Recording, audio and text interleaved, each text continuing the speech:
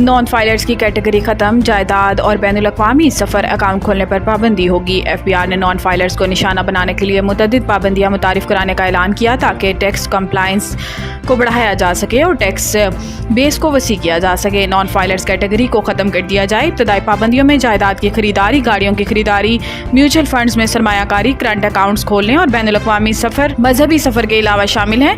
हुकूमत non filers category को ख़त्म कर रही है, जिसका मतलब है कि वो अफराद जो पहले इन लेन देन पर टैक्स अदा करने से बचने के लिए एक मामूली फीस अदा करते थे, अब ऐसा नहीं कर सकेंगे। FBR के चेयरमैन राशिद महमूद लंगरियाल ने कहा कि टैक्स से रिटर्न जमा न करवाने वाले अफराद के लिए 15 मखसूस सरगर्मियों पर पाबंदी आयद की जाएगी, जिनमें इब्तदाई तौर पर 5 कलीदी शोबों पर तवज्जो मरकूज की जाएगी। ये इक़दाम FBR की तब्दीली के मंसूबे का हिस्सा हैं, जिसे वज़ीर आज़म की मंजूरी मिल चुकी है।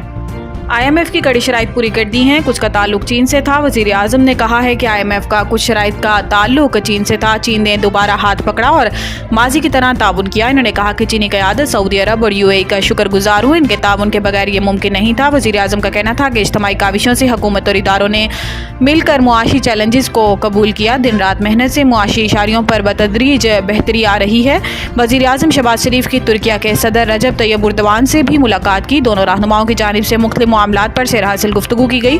वज़ीर आज़म शहबाज शरीफ का कहना था कि तुर्किया के सदर की अक़वाम मुत्तहिदा में फ़लस्तीन पर तकरीर दिलों को छू लेने वाली थी। जिस तरह इन्होंने फ़लस्तीन का मसला बयान किया, हाल में मौजूद सबके दिलों को छुआ। मैंने तुर्क सदर को मुबारकबाद दी। दहशतगर्द ब्लैकमेल करके बलोच ख़वातीन को वर्गलाते हैं। गिरफ्तार खुदकुश हमलावर अदीला बलोच। बलोचिस्तान के सूबाई दारुल हुकूमत में प्रेस कॉन्फ्रेंस में अदीला बलोच ने कहा कि मैं क्वालिफाइड नर्स हूँ और वर्ल्ड हेल्थ ऑर्गेनाइजेशन का एक प्रोजेक्ट चला रही हूँ। मेरा काम लोगों की मदद करना और ज़िंदगियाँ बचाना है। मेरी बदकिस्मती है कि मैं ऐसे अनासर के साथ रही जिन्होंने मुझे सही रास्ते से भटकाया। अदीला बलोच ने कहा कि मुझे ऐसे बहकाया गया कि मैं खुदकुश हमला करने के लिए तैयार हो गई। मैंने ये भी नहीं सोचा कि मेरे खुदकुश हमला करने से कितने मासूम और बेगुनाह लोगों की जान चली जाएगी। मुझे दहशतगर्दों की जानिब से एक नई और खुशगवार जिंदगी के सब्ज़ बाग दिखाए गए। गिरफ्तार खुदकुश हमलावर के मुताबिक मैं अपने घर वालों को बताए बगैर दहशतगर्दों के पास पहाड़ों में चली गई।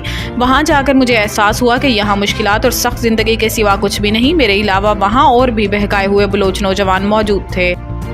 दोबारा गिनती की सूरत में फॉर्म 45 और 47 को हतमी नहीं कहा जा सकता। सुप्रीम कोर्ट फैसले में कहा गया है कि जब तक दोबारा गिनती का ऑर्डर नहीं आता, फॉर्म 45 और 47 को दुरुस्त तस्वुर किया जाता है। फैसले में कहा गया है कि इंतखाबी तनाज़े में बुनियादी शवाहिद इलेक्शन में डाले गए बैलेट पेपर्स ही होते हैं। दरख्वास्त मंजूर हो तो तमाम उम्मीदवारों की मौजूदगी में दोबारा गिनती होती है। अदालत के सामने इंतखाबी थैलों की सील टूटी होने का केस नहीं है। फैसले के मुताबिक वोटिंग मुकम्मल होने पर प्रिजाइडिंग ऑफिसर वोट गिनकर फॉर्म 45 तैयार करता है। रिटर्निंग अफसर फॉर्म 45 के मुताबिक वोट शुमार करके फॉर्म 47 जारी करता है। फॉर्म 47 के मुताबिक रिटर्निंग अफसर नतीजा इलेक्शन कमीशन को अरसाल करता है। कास्ट किए गए बैलेट पेपर्स ही असल नताइज का तयन करते हैं। बाद सुप्रीम कोर्ट ने दोबारा गिनती की दरखास्त को मुस्तरद करते हुए मुस्लिम लीग नून के उम्मीदवार मोहम्मद खान लहरी की कामयाबी को बरकरार रखा।